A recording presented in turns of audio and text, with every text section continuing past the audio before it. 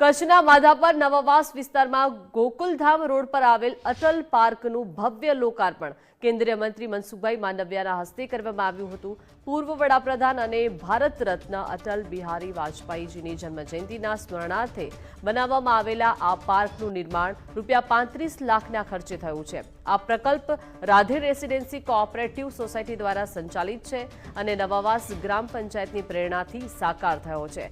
પાર્કમાં અટલજીની પૂર્ણ કદની પ્રતિમા સ્થાપિત કરાઈ છે, જે આવનારી પેઢીને તેમના વિચારો, સેવાભાવ અને દેશભક્તિની પ્રેરણા આપશે।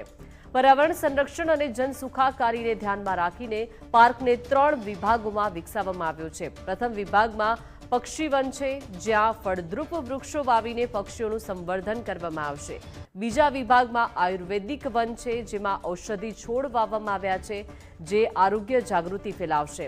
ત્રીજા વિભાગમાં સુંદર બેઠક વ્યવસ્થા છે, જ્યાં બાળકો માટે આધુનિક રમતગમતના સાધનો અને વોકિંગ ટ્રેક બનાવવામાં આવ્યો છે। સમગ્ર પાર્કમાં 1100થી વધુ વૃક્ષો વાવવામાં આવ્યા છે, જે હરિયાળી વધારશે અને પર્યાવરણને નવી દિશા આપશે। લોકાર્પણ સમારોહમાં મંત્રી ત્રિકમભાઈ ચાંગા, સાંસદ વિનોદભાઈ ચાવડા, સરપંચ વાલજીભાઈ ડાંગર, જીતુભાઈ માધાપરિયા અને મહામંત્રી ધવલભાઈ આચાર્ય સહિતના મહાનુભાવો હાજર રહ્યા હતા। આ પાર્ક સ્થાનિક નાગરિકો માટે આરામ અને પર્યાવરણીય જાગૃતિનું કેન્દ્ર બનશે।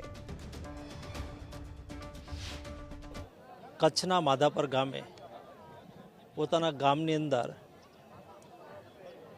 અટલજીનું સ્ટેચ્યુ સ્થાપિત કરીને એક સરસ મજાનું કાર્ય કર્યું છે। માટે થઈને માધાપર ગામને અભિનંદન પાઠવું છું। આ જગ્યાએ એક સરસ મજાના બાગનું પણ નિર્માણ કર્યું છે।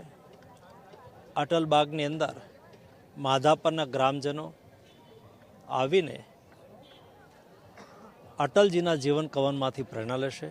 અટલ બિહારી વાજપેયીજીની જ્યારે 100મી જન્મજયંતિની ઉજવણી કરી રહ્યા છીએ, ત્યારે આજ માધાપર મધ્યે કેન્દ્રીય મંત્રી શ્રી મનસુખભાઈ માંડવિયા સાહેબના વરદ હસ્તે અટલ ગાર્ડનનું અને શ્રદ્ધેય અટલ બિહારી વાજપેયીજીની ભવ્ય પ્રતિમાનું આજે અનાવરણ કરવામાં આવ્યું હતું અને આ ગાર્ડન ગ્રામ લોકો માટે આજે ખુલ્લું મૂકવામાં આવ્યું હતું।